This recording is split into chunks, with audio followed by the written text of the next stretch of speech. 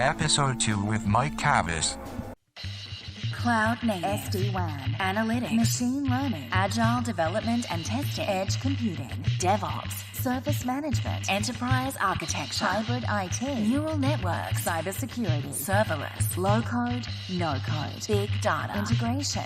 You're listening to the Intellyx podcast, where we bridge modern and legacy technology and untangle the buzzwords to help business and IT leaders connect the dots to achieve digital transformation. Disclaimer: the perspectives expressed in this show are the independent opinions of the hosts and/or guests and do not necessarily reflect the position of Intellyx or any companies mentioned here. And now, your hosts, Jason Bloomberg, Jason English. Well, what we can there do it is. I got to move this. You just hit record. This intro stuff is going to be the best part. Yeah, it is recording. So, Okay, good.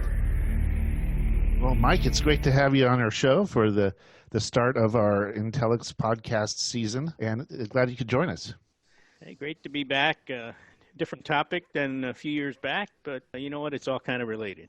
Right. You know, I don't know if most people would know this, but we all go back to probably the mid-aughts, around 2005 or so, when the whole SOA movement started up, web services, SOA, WSDL. Jason Bloomberg had published a book on the topic. I was at a young startup vendor, just trying to publicize our capabilities for testing, and you were out there. Catalina Marketing. Yep, Catalina Marketing, building one of the first. Yeah. Yep. Trying to sell SOA. Mm-hmm. So what have you been up to since then? Oh, this thing called cloud kind of crept up in the 2007-8 time frame. I left that company we talked about, did a startup, and learned how not to do cloud pretty good, and built a company that sold, and stayed with that company for a couple of years, and just decided, you know what, I really enjoy this cloud stuff, and I want to take all those lessons learned and go into consulting and help people. And I wrote a book along the way on it. Jason actually cleaned up my chapter on rest, so it made sense. And yeah, that was a while back, 2012. I think it came out beginning 2013. And just it's funny, I spent most of my life in application architecture. And since that startup, because we were all app dev guys, I became ops guy, and I've been focusing on operations ever since. And right now, my next book I'm working on is on maximizing operations, and it's more about how to rethink the people and process side of it instead of the tooling side of it. So I spent a lot of time talking about like AI ops now, and SRE, DevOps, all that kind of stuff. And I feel like I've kind of left my technology chops behind, and now I'm a psychologist. Right. I mean, mostly for myself, but yeah, it's interesting how those initial trends, we were talking about how SOA kind of became passe over time, and now we're moving through this process of API driven integration, and now DevOps, and then people start calling DevOps a DevOps team, and they have DevOps tools. And is that a good thing, you think? Well, it's good that people are talking about DevOps. It's the challenge, and we had the same challenge with SOA, right? SOA step one by an enterprise service bus, and then sit there and stare at it and say, what's next?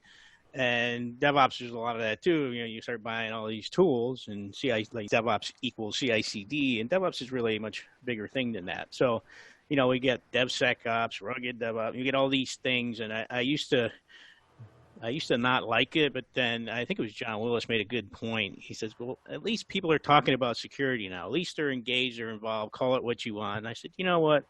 He's got a good point now. We're talking about security and sprint zero, right? Early in the phase. So valid point, call it what you will, just bite my tongue and move on. And hopefully people are really, it all goes back to architecture. It always has. And it always will, right? How are we building? Are we building these things to be reliable? Are we building to be sustainable? All those types of things. You talked about how SOA is passe. Do you think cloud is passe? Is cloud worn out its welcome yet? That's a good question. I think the problem in the cloud space, to my opinion, is that many people still see it as a data center in the sky instead of a platform for agility and innovation. And there's such a fear of lock-in. People with IBM mainframes and Oracle databases are afraid of lock-in. I'm like, you're locked in, right? So they go buy a lot of smaller company solutions that they get locked into so they can be cloud agnostic. So I think people understand that cloud is a destination, but there's different levels of maturity and understanding of the real value. And the value isn't so much price. I mean, there are some price advantages if you want to consolidate data centers, but it's really about what you can get out the door with the smallest investment possible, right? You have IoT services. You do that stuff yourself. You spend the first 6 months setting up infrastructure and software, where now you can just go grab an API and start testing your hypothesis on these types of things. Yeah, I mean, what would you say are some of the challenges? I mean, you've been working with customers almost all the time now, so what are some of the biggest challenges you're finding? I mean, is it mostly a mindset issue you're finding, or organizational? I say this all the time, so anyone who's listening that knows me, I apologize for saying this again, but technology is easy, people are hard, right? It's the same. It's funny. I have a deck I wrote during the SOA days called SOA and Organizational Change. And I could do a replace all SOA to cloud, to AI ops, to any of these buzzwords, and the deck would just work fine. A lot of this is, if we're going to build in the cloud native the right way, it's a highly distributed environment. We're used to a web server, an app server, and a big honking database server, not a distributed problem. But we take the same processes forward, the same tools. I was in a meeting the other day, the infrastructure people say, as long as I can have all my same tools in the cloud, and red flag comes up. Not all those are going to work in the cloud. So people know what they know. They're comfortable in their domains.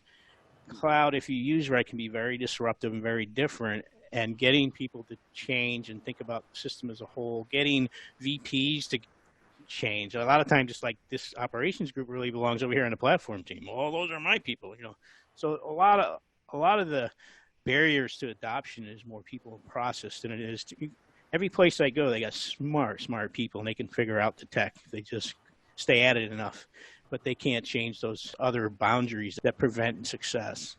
Yeah, so technology is easy, people are hard, but people aren't impossible, right? We have made progress. Right.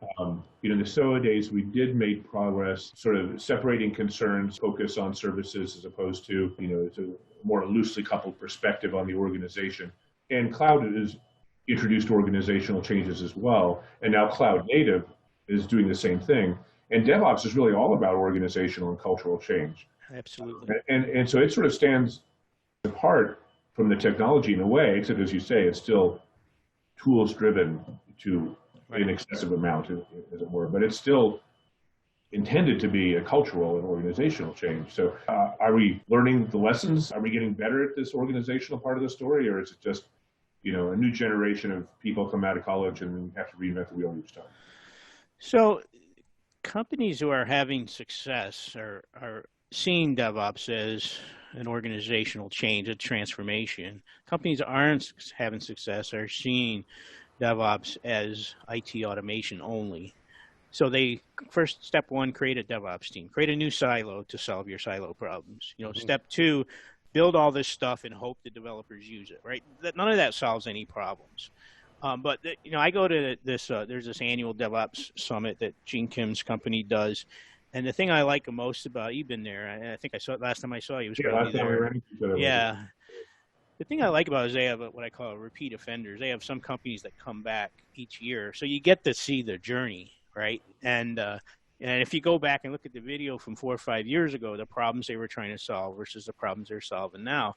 And a lot of people were a little disappointed with the last one because there was a lot of talk about compliance. But that's where these companies that are 5, 6 years in their journey, that's their bottleneck that they're solving now. So when I look at those companies, they get it. They invested in training, they invested in people, they totally blew up their operating model, and they went after one bottleneck at a time. The early bottleneck was the CI/CD, right? It was, how do I get consistent build? How do I get consistent environment? Then it was like, okay, testing's the bottleneck. How do we shift testing left? Then security's the bottleneck. How do we shift security? Then it's like operations, how do we move tier 1 through 3 support closer to the builders? And then it's like, okay, governance risk. So it's just a continuous mindset that we're going to chip away at this, and we're going to continuously improve and give us feedback. And there's a lot of companies doing amazing things there, but there are a lot of companies that aren't.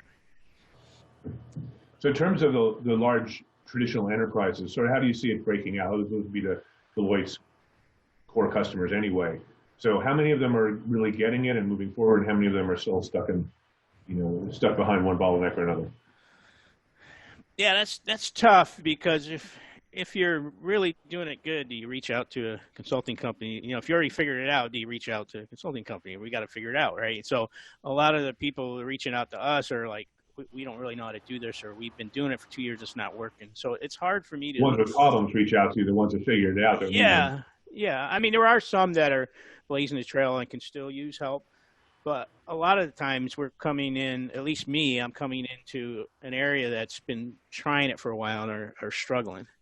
But when I go see these presentations, and when I attend, now there's a lot of live conferences and events now where practitioners get up and speak. Man, there's a lot of people and we're not talking about Facebooks and Yahoos and Amazon. There's a lot of regular companies that have pockets of people and teams that are doing some amazing stuff. So and even some companies that need a lot of help have a pocket of people that are doing great things. I won't name one of the retailers, but their .com is one of the great case studies. But if you talk to the infrastructure data center people who aren't related to them, they're in a primitive state. So it's a mixed bag even within companies.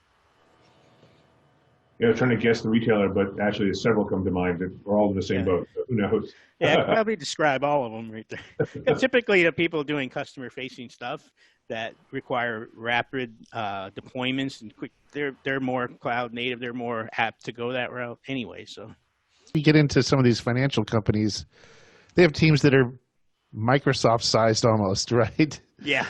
But the amazing thing about finance, when cloud first started becoming exciting to enterprises, and I'm gonna put that around 2013. I think there was a reinvent where all the IAM stuff came out, all the enterprise security, because I know that's when our phone started ringing, and it shifted from like 50-50 private public to like 90% public almost overnight. Was when that came. And you would think that the finance companies would be the last ones because of security, but they were the first ones. I mean, there's media and all that, but they were head first. And there's still a lot of banks today that are at nowheres, but there's a lot of banks that not only were early, but they actually drove a lot of the decisions from the cloud providers because they were pushing the limits. You don't have this, you don't have this, and they were actually helping driving the product. Well, there's certain lines of business within the big banks, right? It wasn't core transaction processing. No, I still haven't seen that, right? Yeah, right. I mean, they want bare metal, they want low latency, it's generating billions of dollars a day. We're not going to touch it. There's a lot of that, but everything else, all that stuff, yeah. Yeah. You want to look at your 401k, all that kind of stuff. Yeah, they're all over that stuff. And big data and analytics. That's really where the key is, to get more customer centric, to look at all this data coming in, and when a customer logs in, present them with, look at this, think about this, those types of things. So last I heard, you were a cloud architect, but it sounds like you're doing really a much broader area of expertise now than just cloud architect. Yeah, it's funny. Well, architect's an abused term anyways, right? Right. So let's abuse it some more. Yeah. But really, right now, like I said, I'm like part psychologist now. I'm focusing mostly on op model redesign, new ways of thinking about operation, SRE, AI ops, those types of things. Mainly, I chose to go that route because I think cloud adoption is hindered by that side of the house. Not that there's anything, it's just that I think people dove into the cloud only thinking about the app. And then they got the app into production and it broke, and it's like, well, now what do we do? Right? I got to open up a ServiceNow ticket back to the data center. People don't even know I got this stuff in the cloud.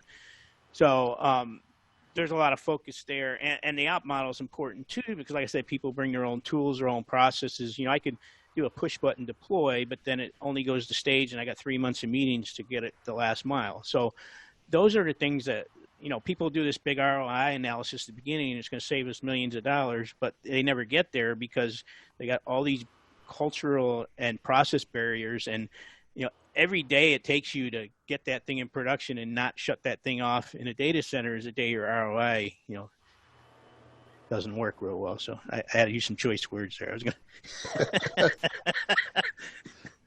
Yeah. This is for children. Right. So what do you think about the migration from just calling from, the cloud as a general term to the latest rage is the cloud native movement? And I think a lot of people just automatically say, okay, we're going to equate that with Kubernetes and maybe Istio now, or they just pick a couple pieces of it and call that cloud native when there's really, I think our perspective has it basically spanning all of your legacy technology and everything that you're coming out with in the future. And then how is that going to deliver the abstraction that covers all of hybrid IT as well as the edge, as opposed to just being a Kubernetes story? Yeah, don't get me going on Kubernetes now. So. Let's get going on Kubernetes. What do you think of Kubernetes? Well, I think Kubernetes is great. I just think nobody should care about it. It should just be running underneath the covers. Yeah, right. It's infrastructure. Where containers started, right? And now you got people going and building their own Kubernetes clusters. It's plumbing at its max without the hardware, right? It's all the plumbing, all the stuff that has no business value. We're spending a lot of cycles on when this stuff is as a service. If you use a PaaS solution, that's all Kubernetes underneath it, and you never even have to say the word. If you're on these cloud vendors building, natively on their platform, it's Kubernetes as a service. It's great to have Kubernetes on your resume and on your LinkedIn, but you can go down a rat hole for months and months and months doing this stuff. We had a project, previous company I worked at, where they had a requirement where they wanted to be cloud agnostic, whether it was the right choice or not. So we had to stand up an application, and most of the time was getting Kubernetes set up, working, patched, continually patched and all that. And a fraction of the time was actually building the app. So, if you don't have to be cloud agnostic, or even if you have to be cloud agnostic, I'm like, use a container service on one cloud and use a container service on the other cloud. Don't go off and build this science project of your own, platform. Now, a lot of people probably don't like that, but I kind of look at it as, how am I going to get the product to market as fast as possible? If that's not a priority, then okay, but most of the time that's the priority. So, people, when they say plumbing has no business value, it's only true till your toilet stops working. And all of a sudden, plumbing is mission critical. Plumbing is important. The question is, do you do your own plumbing or do you hire a plumber? Right? Yeah. It comes down to that. So when a company says my plumbing is different than everyone else's plumbing, and they have to go build their own, you have to ask yourself, don't want to use their bathroom, no. Yeah, is that true? And second of all, if it is, why is it true? Maybe you need to change the way you think. So, because that's not the differentiator. It's important, right? Just like electricity in the wall is important, but I'm not going to wire my own house to put in a new light bulb, right? Yeah, definitely. I screw it up anyways. So, any other hot topics going on right now that you're noticing, as far as trends or something that seems to be up on the horizon soon? AI, machine learning.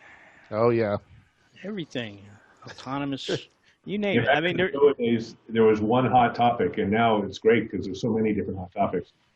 And we got typecast as the SOA guys, and when SOA faded, so did we. So now we're Intellyx, we're not typecast because we, one area big data sort of faded away. Who cares? We'll just go on to something else. Yeah, there's almost every vendor solution now has AI on it in some form or fashion, and probably 12 other buzzwords. It's crazy. And just today we were talking with a client, and like every client, there's tons of tools they use for logging monitoring, and that's not a bad thing, right? Because there's so many different things. Every one of them now is pitching that they have AI ops, right? So if you're trying to implement AI ops, do you buy an AI ops platform, or do you just leverage 20 different AI apps? But it's just crazy. And if you peel behind the covers, probably none of them have AI capabilities. Right. That is. But it's usually anomaly detection masquerading as a whole lot more than anomaly detection. But everybody can do anomaly detection. That's pretty straightforward. That's like machine learning 101. Yeah, I mean, when I was doing my startup back in 2008, we were using APM tools, and they were doing a pretty good job of telling us beforehand that, this resource is heading down a wrong path. That wasn't really artificial intelligence. That was like trending, right? But now they probably call it AI just so they can put that sticker on their product. There's a few different players in that space, but we definitely have noticed AI ops is one. There's hardly any just ops tools anymore, right? Yeah. So another topic that keeps coming up is resiliency. Resiliency in two different forms. So one, there's this big push to SRE and there's all these infrastructure people trying to help make systems more resilient. And then there's resiliency as in DR. How do we, like coronavirus comes or tornado comes, how do we, now that we kind of got good at failing over our mainframe, but now we have this hybrid cloud. How do we fail over that? And what do we do? Is it the same or is it different? Because, the clouds have different regions and zones. So there seems to be a lot of talk, at least in the last few months, what I'm getting pulled into on resiliency, both from the app side and the infrastructure side. I don't know if you guys are seeing the same thing. Well, yeah, I mean, it's always been important. It's part of the business agility story. It's part of the cloud story. And now in the COVID era, it's important not just from an IT perspective, but increasingly from a business perspective. So business resilience is becoming more. It's more. I mean, it's always been important, but it's becoming more of the executive focus. Because business continuity and surviving the turmoil is now top of mind. So you have business resilience, and then you have the combination of what's happening on the business side with how technology is rising to the challenge and supporting work from home and the shifting customer demands as customers were, purchase from home as well. So technology resilience is becoming especially important, especially in pockets, right? Whether it's banks supporting the PPP loans or, retailers supporting demand for toilet paper or whatever, there's these odd, shifts in demand that are causing systems to go down, or unemployment agencies that just aren't able to deal with the load. So resilience is becoming a hot button issue because some of these pockets are not resilient. And so all of the issues are coming to light. It's like, people are waiting on hold for their unemployment for, hours and hours and hours. And, it makes the news. And now, everybody's wondering why these agencies aren't resilient. Yeah, I think there's two things that's very different with this instance. One is usually it's a weather event or some event that happens in an area. This is global. Mm-hmm. That's one. But the other one is it's not just you this time. It's your whole supply chain. Yeah. Everyone. So it's a scale that we've never seen before. And you've seen a lot of companies had to rush to remote work and cut a lot of corners to get all that working, but they got it working. And now, conferences are all online. There's one project at Deloitte, not mentioning names, but where literally tens of people fly to this place and they get in the room and they do this massive deployment. That was off the table. So, that's the way it's been done for years. Client kind of mandated, and it was done flawlessly online, which people started saying, "Well, geez, why were we ever doing it the other way?" And we don't need that expense, and we can. And the planning, right? We can do this stuff on a dime now because it's just getting people in front of their computer as opposed to how do we coordinate 100 schedules to fly into this one location. So it's changing a lot of dynamics. Yeah, it's forced to change there, and it's also it probably also caused the skills gap to light even more than it was before.